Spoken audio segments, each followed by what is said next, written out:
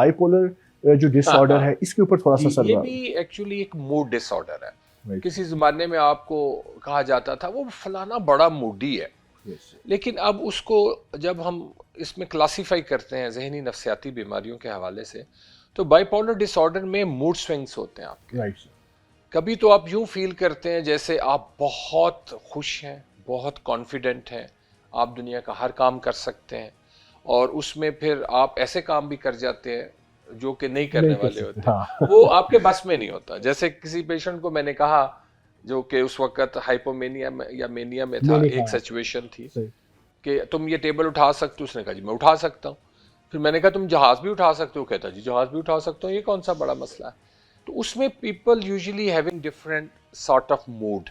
कुछ अरसे के लिए उनका मूड बहुत खुश होता है, बहुत जो है वो एग्रेसिव भी हो सकते हैं, और उसमें एनर्जी फील करते हैं, वो बहुत ज़्यादा एनर्जेटिक होते हैं, मूड में बहुत ज़्यादा ओवर स्पेंडिंग भी करते हैं, पैसे बहुत ज़्यादा खर्च करते हैं, शॉपिंग बहुत करते हैं, सेक्सुअली बड़े एक्टिव हो जाते हैं।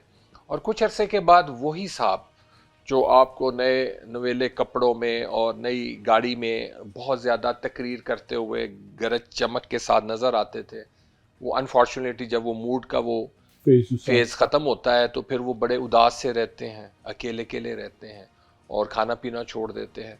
इस तरह की जो है 3 महीने 4 महीने आपने देखा वो बिल्कुल ठीक है, 3 to 4 months. It depends. नहीं, फिर उसके बाद इसकी और क्लासिफिकेशन है ना, जैसे मैंने आपसे कहा कि हफ्तों में भी बदल जाते हैं, और तो मजे की बात एक दिन में भी बदल जाते हैं। जब आप सुबह जाते हैं तो बड़ी उदासी मायूसी होती है, जब शाम होती है असर के बाद तो दुनिया ही रंगीन हो जाती है।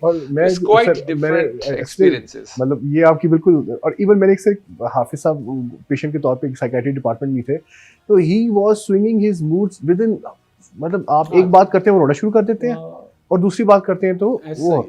सो ये देखिए, आई मीन एक वक्त में आप बैठे बैठे उसी लम्हे उसी वक्त उसी स्टेट ऑफ माइंड से आप बहुत ऊपर जा रहे हैं और दूसरी तरफ आप बिल्कुल रैपिड साइक्लिंग। Exactly sir. ये बात अब मुझे सर ये इंपॉर्टेंट जो बातें हैं ना सर मेडिसिन के बारे में, कि जो साइकाइट्रिक मेडिसिन देखिए उसमें अब ऑब्वियसली मैं एक पब्लिक मैसेज देना चाहता हूँ कि बेसिकली ये सारी मेडिसिन का जो मेन एक रोल होता है जिसमें डिप्रेशन या उसमें आपने हैप्पी हार्मोन सेरोटोनिन उसका लेवल्स को थोड़ा सा हमने अप करना होता है ताकि सेरोटोनिन ब्रेन के अंदर थोड़ी सी और बाद में कम बस मेनिक स्टेट में।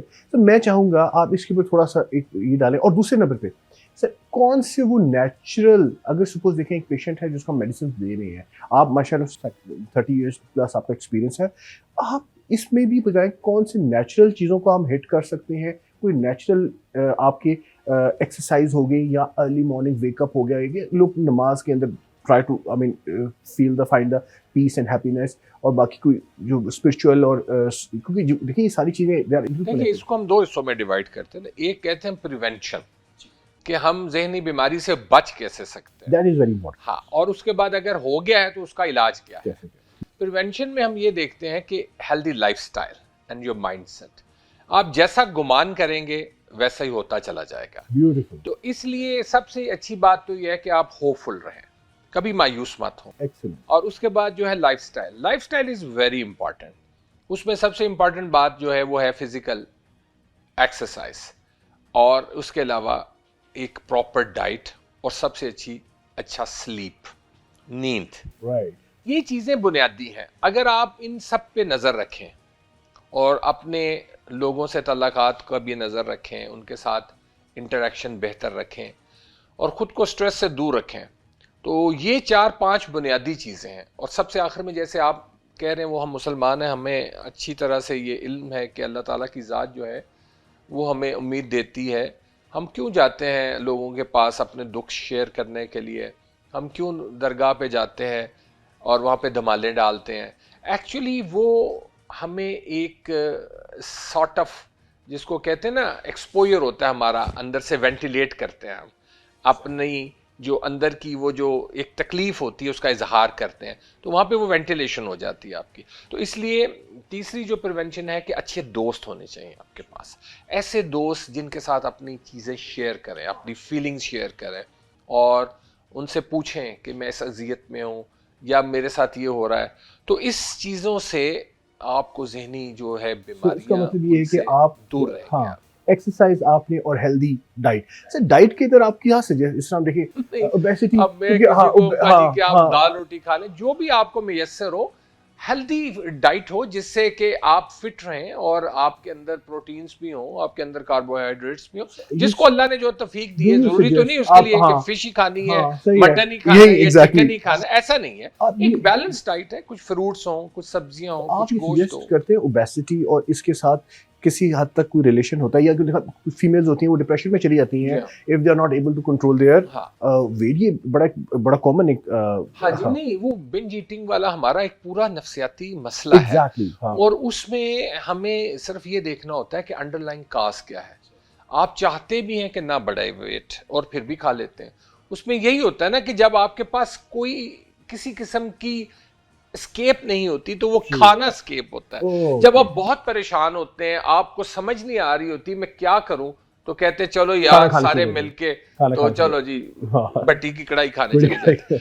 हमें अच्छी तरह याद है कि भट्टी की कढ़ाई नहीं, हमारा थोड़ा सा एक ना जो हमारा एक जो एक सोच है ना, जो हमारे माशरे में कोई भी ज्यादा हेल्दी एक्टिविटीज ही नहीं है। हमारे पास इतनी अपॉर्चुनिटीज नहीं है जितनी वेस्ट में या डेवलपिंग कंट्रीज हैं।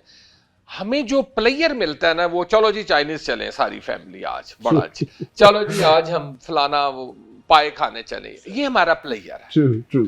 तो अगर तो हम अपना लोकस ऑफ जो कंट्रोल है उसको रखें कि क्यों ना आज हम फुटबॉल मैच खेलें, क्यों ना आज हम स्विमिंग पे चले जाएं, क्यों ना आज हम किसी बॉक्सिंग कंपटीशन को देखने चले जाएं, या खुद हम क्यों ना जाके वॉक कराएं। तो ये ज्यादा बेहतर होगा। हम सारे मिलके किसी इस तरह के इवेंट में जाएं, उसमें हमें प्लेयर मिले। हमें प्लेयर, हमारा जो लोकस ऑफ कंट्रोल है वो पेट है।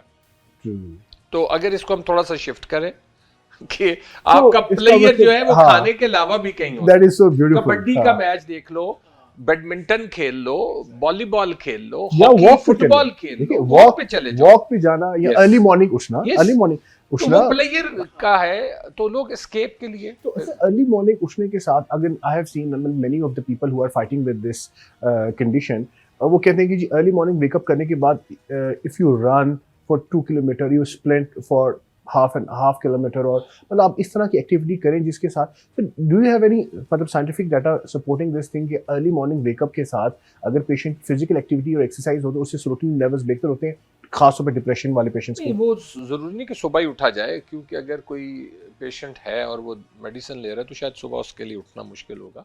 वॉक किसी भी वक्त कर सकते हैं आप, और जब भी आप वॉक करेंगे तो हमारे जिस्म में बहुत सारे केमिकल्स हैं वो जो खारिज होते हैं, और उनको मैं आम लोगों के लिए तो नाम नहीं लेने जा रहा, बस इतना याद रखिए कि अगर आप वो वॉक करेंगे तो डेफिनेटली आपके वो जो केमिकल्स हैं वो दिमाग की तरफ जाएंगे, वो क्रिएट होंगे और आप बेहतर फील करेंगे, डिप्रेशन से दूर रहेंगे।